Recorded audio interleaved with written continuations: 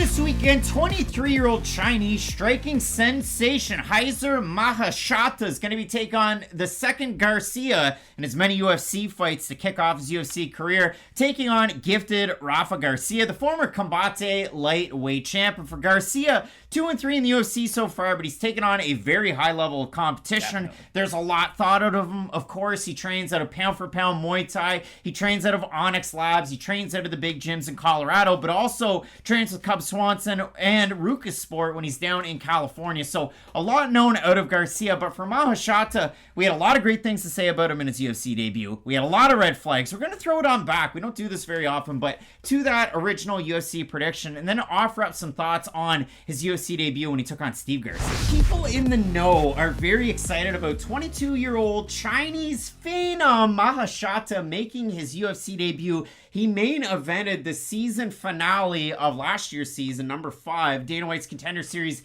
getting a win over a Canadian with one of the most interesting names you've ever heard. It was Achilles, and I want to make sure that I get this one right, Extremurada, and in that one, the Canadian former BTC lightweight champ from Vancouver, BC, was a giant favorite. I mean, Maheshate in that fight was plus 475 underdog in that fight. And listen, at the start of it, you kind of get Maheshate making his walk in. Laura Sanko's narrating it, going, hey, Michael Bisping and I had a hard time finding any fight tape on this fight. And I took that like Isaiah Thomas talking about Michael Jordan not getting on the Dream Team.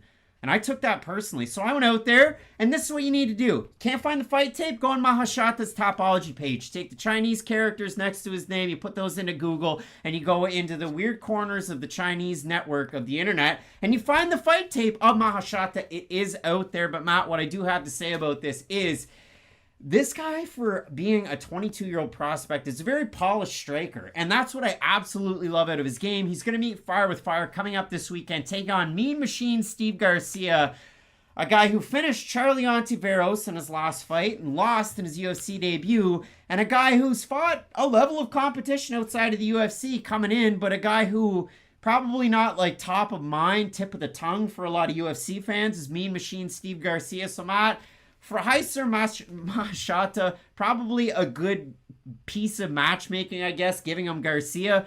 I don't have the highest hopes out of this fight, but Maheshate had a hell of a first round his last time out against old Achilles Extremurada. And in that fight, I'm surprised he didn't get finished at multiple instances. And let's think about both of these guys. They're both hittable. And I do think that it will be a very entertaining fight. That's the thing. Both guys' styles will cater towards each other. I do think they're both hittable enough to where they'll meet each other in the middle of the ring. And honestly, not that whoever lands first is going to win, but whoever wins that first exchange, you'll probably be able to figure out how the rest of the fight's going to go. Because I do think Maheshate is the much faster striker on the feet. I do think he has, better accuracy. He at least throws these straighter shots. But if Garcia can use his physicality and try to bully him up against the cage, I could expect Garcia to have a lot more success in some of those areas. All right, so it happens to be that Maheshate might have the most laser-like right hand, right cross that I've ever seen. He dropped Garcia twice. First time wobbled him. Second time face planted him. He picked up a performance bonus in his UFC debut.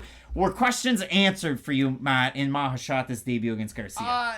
Some of them were, but I still feel like it's appropriate to have further questions about him because... The one thing, too, like he was a big underdog. We talked about that on Contender Series. He's also a pretty big underdog when he took on Garcia there in that UFC debut. He was, but knowing what we know now, I don't think Steve Garcia was the highest rated fighter of all time, and he definitely doesn't have the best striking defense in the world. But the good thing is, we now know what Maheshate can build upon on his skill set. We know what he's good at least. He's got insane power and really good striking speed, and that's going to be really important in this matchup against Rafa Garcia. Because yes, the Garcias are very different between his two fights, but Rafa Garcia's got that grit and grind to him. I know you hate it, he got that dog in him, but still, if Maheshate does struggle with pressure, if he does struggle with decision making on the fly, be it with defending the takedown or defending big strikes coming, Rafa Garcia is the type of opponent who is going to start to at least ask you those questions in the cage, and those are the types of opponents that you want these prospects to face. Because let's say Maheshate is a more improved prospect in the other areas of his game, not just his striking. Let's say say he does have the offensive wrestling. His takedown defense is getting better. You get the idea.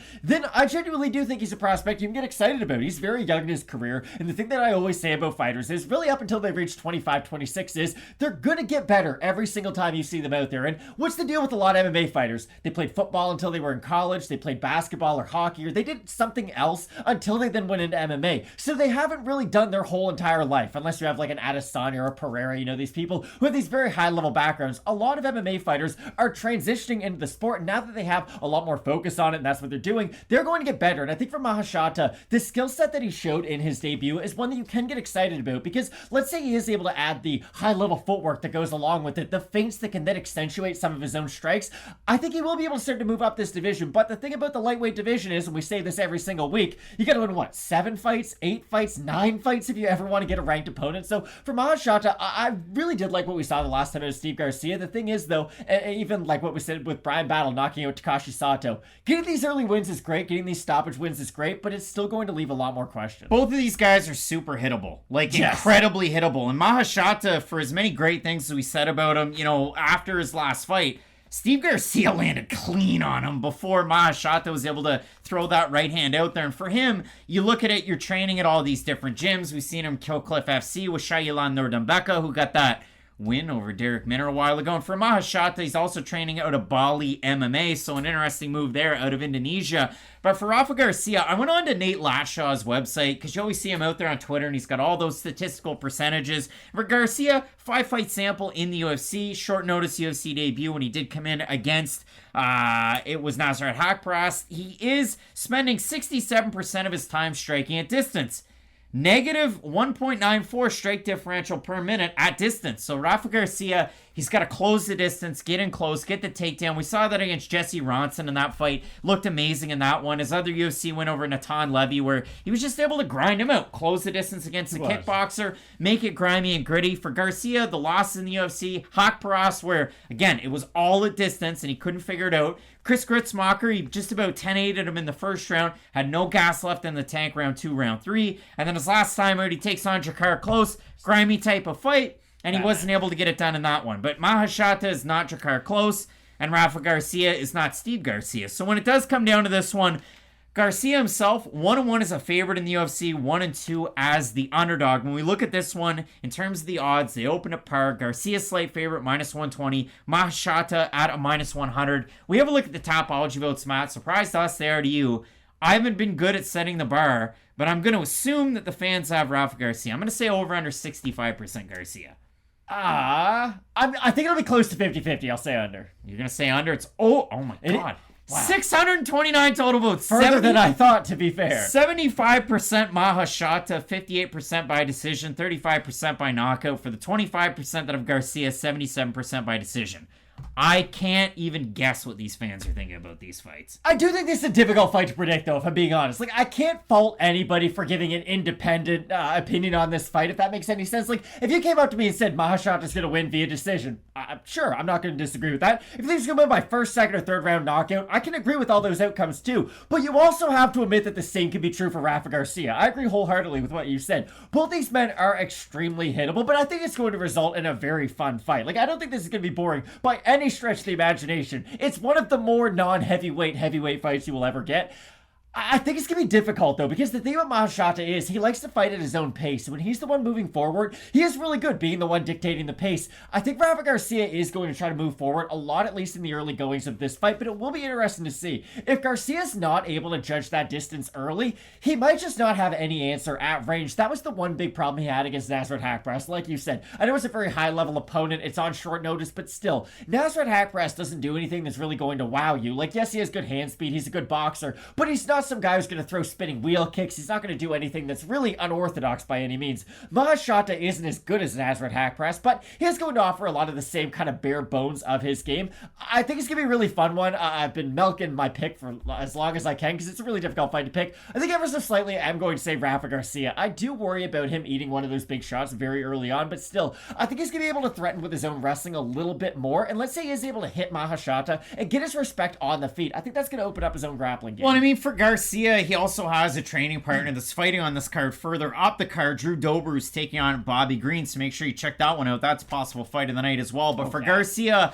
high boxing stance kind of negates a lot of the attacks from Maheshate, and if he's able to mix in some of the grappling, we saw that on Contender Series. Extremadura is what his name is. I mispronounced it in all of that video, but Extremadura, Achilles Extremadura, the Canadian, he wasn't able to get it going. He was able to really land on Maheshate. And again, Maheshate was a big underdog in that fight. Dana White liked the youth out of it. And if Maheshate wins this one, who knows? Will he give a shout out back home to his mom? Is he going to give the bonus to her to buy a minivan to drive him to the PI? I brought this up on Question Mark Kicks. Jay Perrin woke up and decided to beef with an 18-year-old. And now he lost to him by first round stop. He was very complimentary after the fact. Is we'll nice. see how it works out for Garcia. I'm going to edge the experience in this one, but if you go with Maheshate, I'm here to listen to your argument. A great fight that is featured on this card at lightweight. We get a battle outside of the rankings. Up at the top, middleweights that really are contending. We have Sean Strickland taking on Jared Cannonier. You're not going to want to miss it. Keep it locked in with Fight Night Picks. We always say, let's get into it.